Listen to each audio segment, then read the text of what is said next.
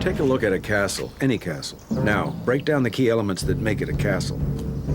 Location, protection, garrison, flag. The only difference between this castle and all the rest is they were built to keep people out. This castle was built to keep people in. Disregard of direct verbal orders resulting in the death of 8 American soldiers. This movie deals with the concept of leadership. You're a sergeant major. I was. Leadership is part of somebody's blood. Welcome to the castle, sir. It's good to have you aboard. It's about the way that people wield power and also the responsibility of power. I've been hearing some pretty disturbing things about what goes on in here. Until you spend some time in the yard with those animals, you have no idea what happens in there. 2 men who only know how to do one thing and cannot bend in any way. I'm not fighting anyone or anything anymore. Dad, you're a great man. You've done so much for this country. It becomes finally a question of the character of leadership.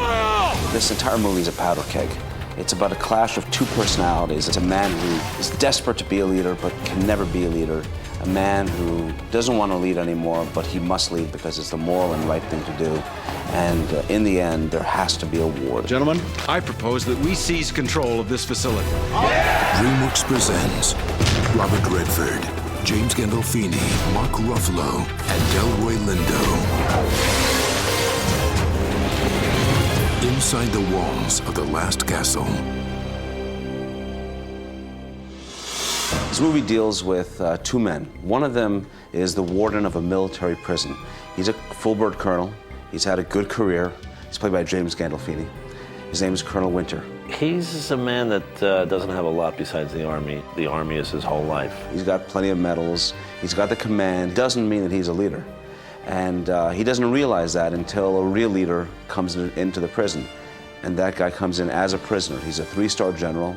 His name is Eugene Irwin, and he's played by Robert Redford. Very interesting character, a military general who's in prison for violation of the code that he stands to represent. And because he knows he's wrong, he submits himself to the punishment of going in as a prisoner. When Irwin comes in, he just wants to be left alone, but he can't help but lead. It's just who he is. Afternoon, sir. This thing that you're doing with your hand, you're grabbing your hair, what's that? That was a salute.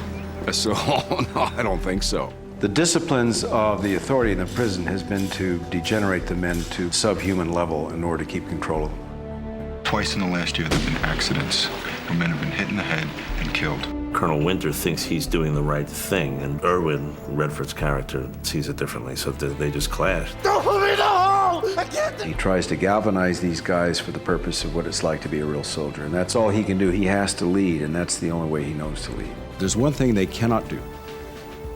They cannot take away from us who we are.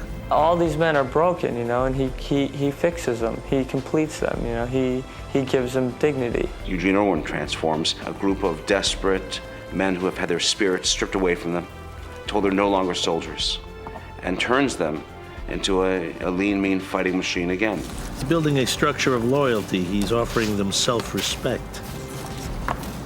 The general is building himself an army. There's an incredible amount of tension beneath the kind of veneer of civility that the 2 characters have with one another. All teams, this is a full sort alert. The character Winter sees the worst in men. Prisoners, fallen! The character of Irwin sees the best. Aguilar, I'm warning you. You're better than this. It is the clash between these 2 gigantic personalities. 2 opposing generals on opposite sides of the battlefield. I'm taking control of your prison. Like hell you are.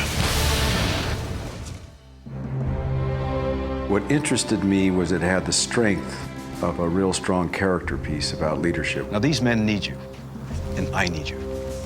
Now, it's your choice. And don't tell me you're surviving here, Yates. You're hiding. I'm playing a military leader. I have not had that experience in my life, although my family members have. And they've been through the whole journey of death and medals and so forth. And to find myself playing a character who is strictly committed, that's his whole life, that's all he's ever known, that's all he's ever wanted, kind of interesting. Would that help anything if I came across rather than, wouldn't there be more? I really believe that Bob Redford basically is Eugene Irwin. He's a guy who is a legend in his own time. a guy who has led a life that is full of leadership and full of accomplishment, a guy who people will follow just because they have complete faith in his ability to succeed. Mostly what attracted me to the film was working with Robert Redford. He's a very normal, down-to-earth man, very smart. He puts you at ease right away, and it was wonderful to work with him. I was very honored, actually. Jim Gandolfini is an intellectual, and so is Winter. I understand your coming here must be a big adjustment for you. However, I do ask that you learn how things are done around here. The Army is everything to him, and when that is challenged, it throws everything, his whole life, off balance. I don't need to justify myself to you, do I? I don't know. Do you? He's different from the roles that I usually get because he's very internal.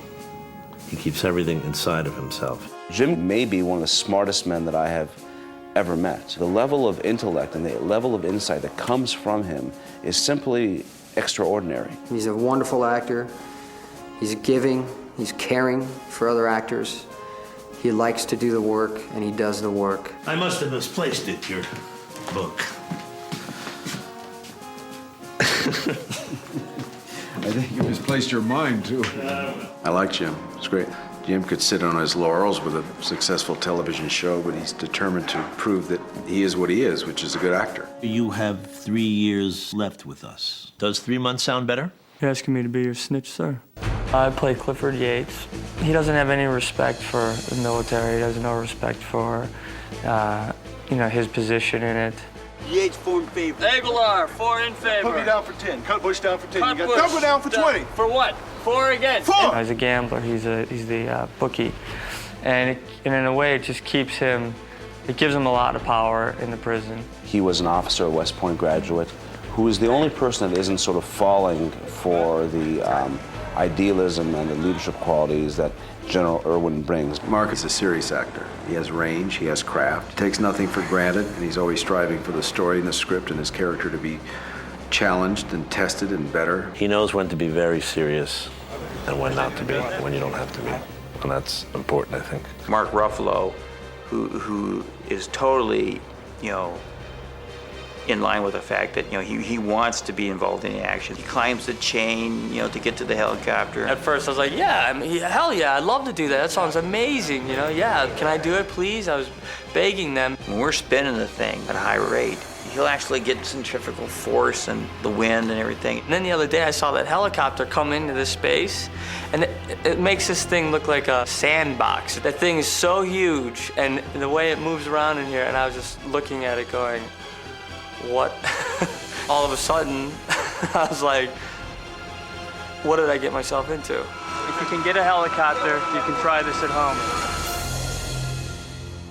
I play General James Wheeler, who is a friend of Eugene Irwin. My function is to try to facilitate Irwin getting released from this facility. If I hear about one more man dying under your command, you are through here. Do I make myself clear? Delroy plays someone that I was involved in combat with and was a subordinate to me. He's now a general just like I am, but I helped him earn the stars that he has. So there's a familiarity because we were brothers under the flag, so to speak. What are you doing here, Jim?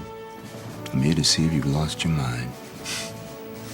What was interesting to me, specifically as I worked with Robert, had less to do with leadership and more to do with the fact that this is my friend and we have had a certain history together, and that's what I'm working with in order to try to get from him what I want. I saw hundreds and hundreds of people, and for roles that normally would be filled by known actors, I had these unknown guys who were just brilliant. After months of searching, the filmmakers assembled a unique and talented supporting cast. And just as each prisoner in the film represents a certain archetype, every actor has a story of his own. My father's black, my mother's Mexican. I was raised in Palm Springs. Just kind of dealing with the whole black, white, brown thing. You got to do a lot of Latino parts and everything, and I just try to always just bring a little bit of something else into it, just to kind of, humanize everything. Check his probation, see if he's allowed to leave the state. Somebody hurt my sister, and so I've spent a few years in prison. The monotony of just the walls and entrapment. There's craft service here. There was never craft service in another prison. And I get to go home at night. You know what it is? It's actually a reminder of how grateful I am. All the actors were very good, so there's a give and take that makes it enjoyable. 2 months ago, I was loading trucks. One job can change everything for you. I keep thinking that I'm gonna wake up in my bed saying, was that a dream? No! Enthusiasm in making the film is shared by Frank Military, an actor-screenwriter who hasn't been on screen in 10 years. Clifton Collins, who played the assassin in Traffic, has an important supporting role. This is the film debut for Steve Burton, a world-renowned soap star.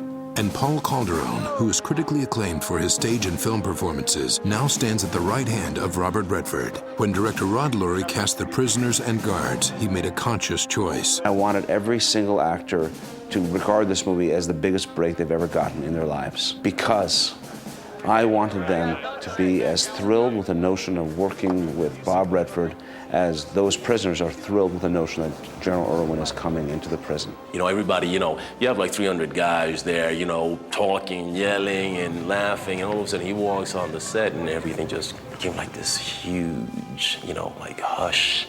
I'm acting with Robert Redford. Hey now. It's a blast. He's quite an activist and a leader in that way, and so I think it fits him perfectly. And he's out there joking around with us, talking about the scene. I mean, he's very open to everything. It's flattering to hear, but it's a hard thing for me to relate to or even adjust to.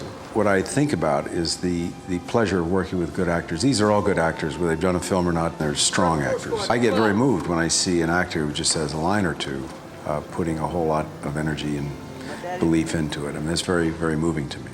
And you have that on this film. There isn't an actor out there who doesn't care and isn't totally committed to giving 150%.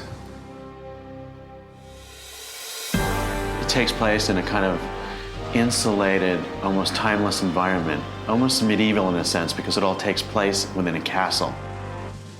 When we arrived here, there was the original structure, no form to it all. You couldn't sense that you were in a prison. We had to come in and manufacture our own fortress. It was unbelievable. It was, 3 stories. I didn't even know it was a part of the prison until about a week and a half after I was doing it. The prison was constructed and opened in 1898. James Earl Ray, who was convicted of the murder of Dr. Martin Luther King, he served time here for many years. There was definitely a vibe to the place, especially if you were like walking around alone a little bit. You could feel it, You're in a prison as an actor, not as a prisoner. But you're aware of what it would be like to be a prisoner. But you also know that you can go home at night.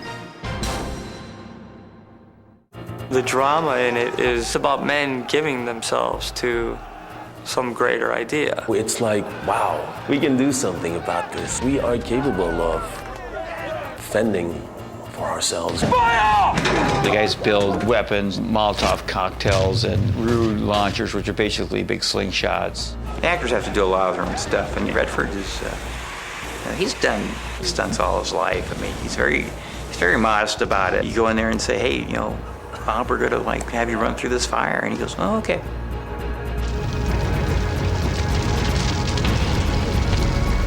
They don't want better food, they don't want more TV, they just want your resignation. Well, then I better go back. The strength of the through line of the piece is the contest between these two characters and a force of will. I thought that was good stuff. It's about how the pride of 2 men can cause a great deal of chaos. It is about dignity, and it is about what it means to be not just a man, but a soldier. You have a clash of wills here who are in conflict with each other, but also over the hearts and minds of these men. I believe that when General Irwin enters the prison and begins to teach the men, we regain a lot of honor and learn to be proud again. It's about never giving up, never backing off, and not losing at any cost. Prison!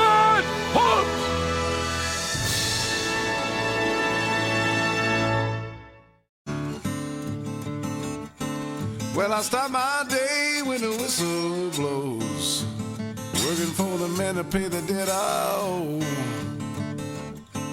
Well, I'm doing my time in the midday sun, doing that work seems to never get done.